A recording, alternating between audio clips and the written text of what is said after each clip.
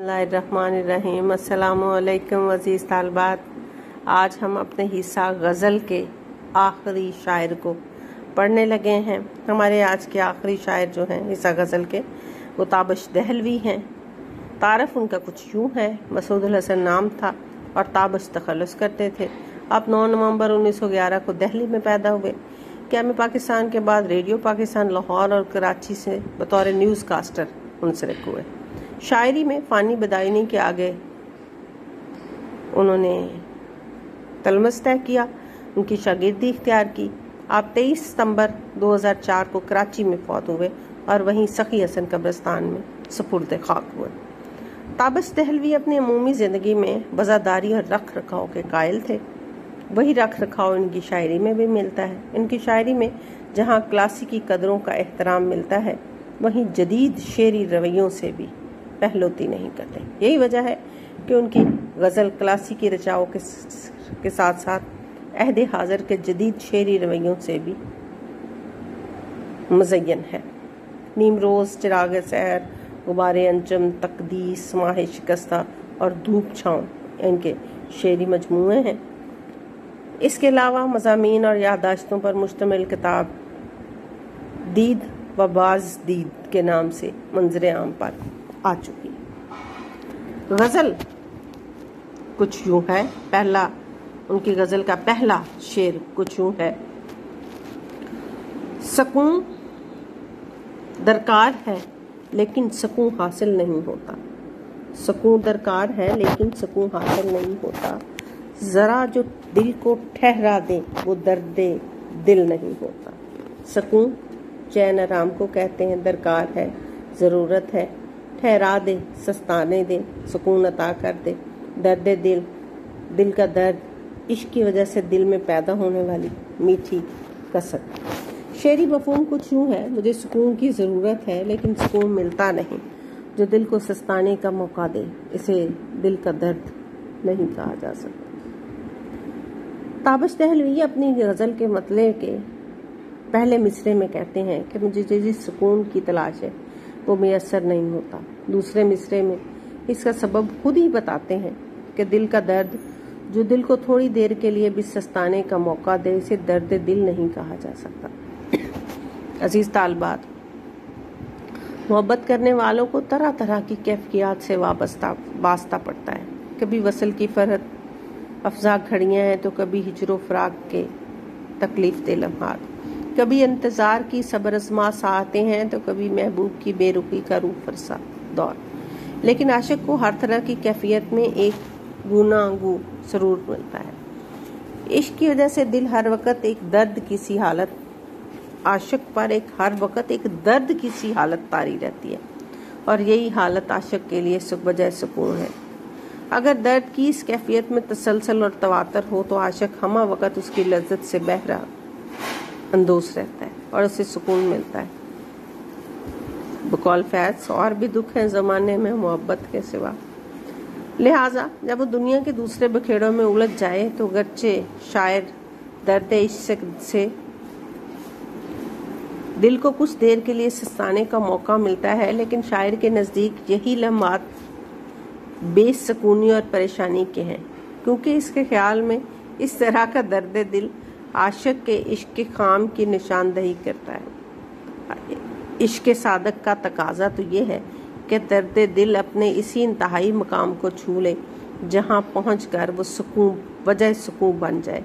गालिब ने इस कैफियत को कुछ यूँ बयान किया है कि दर्द का हद से गुजरना है दवा हो जाना। इश्क से गज़ल गालिब का ये एक और शेर है। इश्क से तबीयत ने ज़ीस्त का मज़ा पाया। इश्क से तबीयत ने ज़ीस्त का मज़ा पाया। दर्द की दवा पाई, दर्द ला दवा पाया। शायर का असल मकसद ये है कि दर्द दिल भी अभी अपनी महराज को नहीं छू पाया, जहाँ दर्द का एहसास ही ख़त्म हो जाए और वो दिल के लिए मुकम्मल तस्कीन का बायस बन जाए। हसरत मोहानी ने यह बात बड़े खूबसूरत अंदाज में कही। दिलों को फ़िक्रे दो आलम से कर दिया आज़ाद, तेरे जुनू का खुदा सिलसिला दराज करे। गमे जहाँ से जिसे हो फराग की ख्वाहिश, وہ تیرے درد محبت سے ساز باز کرے، دلوں کو فکر دو عالم سے کر دیا آزاد، تیرے جنوں کا خدا سلسلہ دراز کرے، غم جہاں سے جسے ہو فراغ کی خواہش، وہ تیرے درد محبت سے ساز باز کرے۔ شعر نمبر 2 کچھ یوں ہے، کبھی ہر جلوائے صد رنگ حاصل تھا نگاہوں کو، اب اشک خون بھی چشم شوق کو حاصل نہیں ہوتا۔ مشکل الفاظ کے معنی کچھ یوں ہے، جلوائے صد رنگ، 100 طرح کے جلوے، قسم قسم کے نظارے، اشک خون، خون کے آنسو، چشم شوق، محبت کی آنکھ، محبوب کے دیدار کی تمنائی آنکھ۔ شعری مفہوم کچھ یوں ہے، ایک دور تھا جب نگاہیں محبوب کے طرح طرح کے جلوے دیکھتی تھیں، لیکن اب یہ حالت ہے کہ آنکھوں کو اشک بہانے کے لیے خون کے آنسو بھی میسر نہیں۔ تشریح اس کی کچھ یوں ہے، تابش نے محبت کے آغاز کی وارفتگی اور اس کے حسرتناک انجام کو بڑے دل نشیں پیرائے میں ان 2 مصروں میں سمو دیا ہے۔ وہ عاشق کے اولین دور اور اس کے آخری زمانے میں آنکھوں کی کیفیت بیان کرتے ہوئے کہتے ہیں کہ ایک وہ زمانہ تھا جب آنکھوں کو محبوب کے رنگا رنگ جلوے میسر تھے، محبوب کی کرم فرمائیاں طرح طرح کے روپ میں عاشق کے دل کو خوش کرتی تھی۔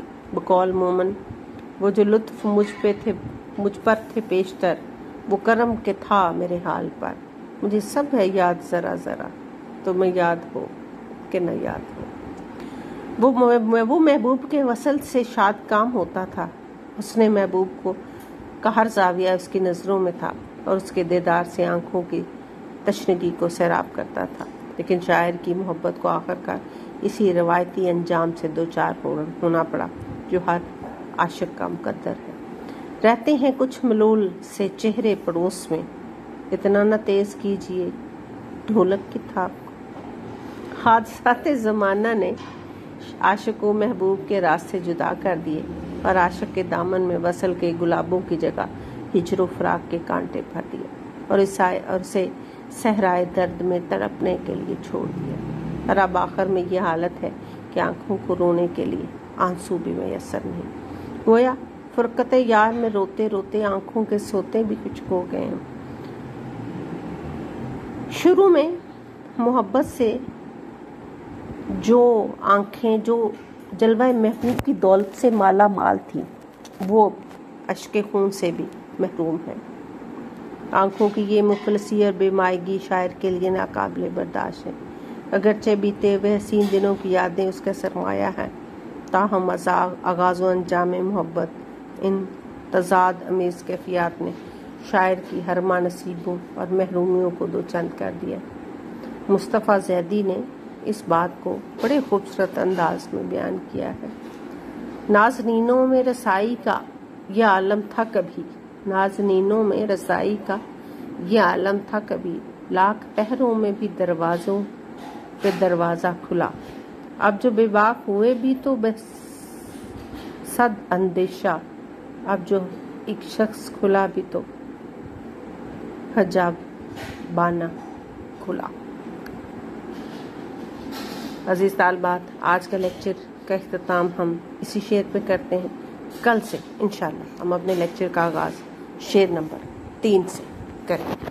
اللہ حافظ۔